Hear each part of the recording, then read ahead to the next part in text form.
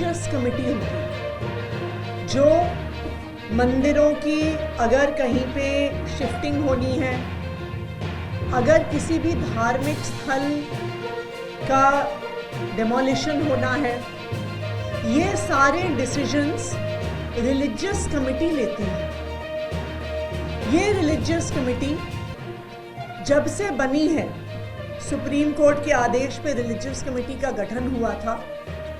ये religious committee Delhi सरकार के होम मिनिस्टर के अधीन आती थी और पिछले साल तक जो भी रिलीजियस कमेटी के फैसले होते थे उसको पहले होम मिनिस्टर के सामने रखा जाता था और अगर दिल्ली सरकार के होम मिनिस्टर उसको अप्रूव करें तभी किसी प्रकार का एक्शन, किसी प्रकार की तोड़ फोड़, किसी प्रकार की शिफ्टिंग किसी भी धार्मिक स्थल या मंदिर की होती थी। लेकिन पिछले साल दिल्ली के एलजी साहब ने यह आदेश दिया कि किसी भी धार्मिक स्थल का डेमोलिशन लॉ एंड ऑर्डर का मुद्दा है और लॉ एंड ऑर्डर का मुद्दा होने के नाते केंद्र सरकार के अधीन आता है और एलजी साहब के अधीन आता है।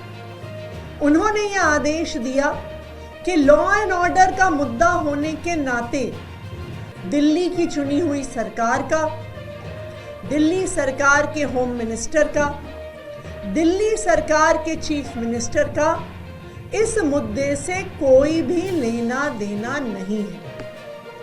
इसीलिए अब जो रिलीजियस कमेटी है वो सीधे तौर पर केंद्र सरकार के अधीन आती है। रिलीजियस कमेटी की अध्यक्षता प्रिंसिपल सेक्रेटरी होम करते हैं।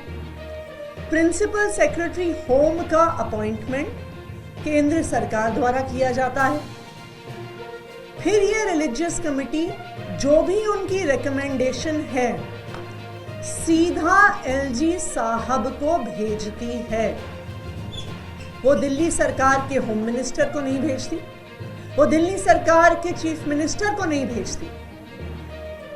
भारतीय जनता पार्टी की केंद्र सरकार द्वारा अपॉइंटेड प्रिंसिपल सेक्रेटरी होम फैसला लेता है और उस फैसले को केंद्र सरकार के नुमाइंदे एलजी साहब के पास अप्रूवल के लिए भेजता है। 22 नवंबर को रिलीजियस कमेटी की एक मीटिंग हुई, उसके ये मिनट्स हैं।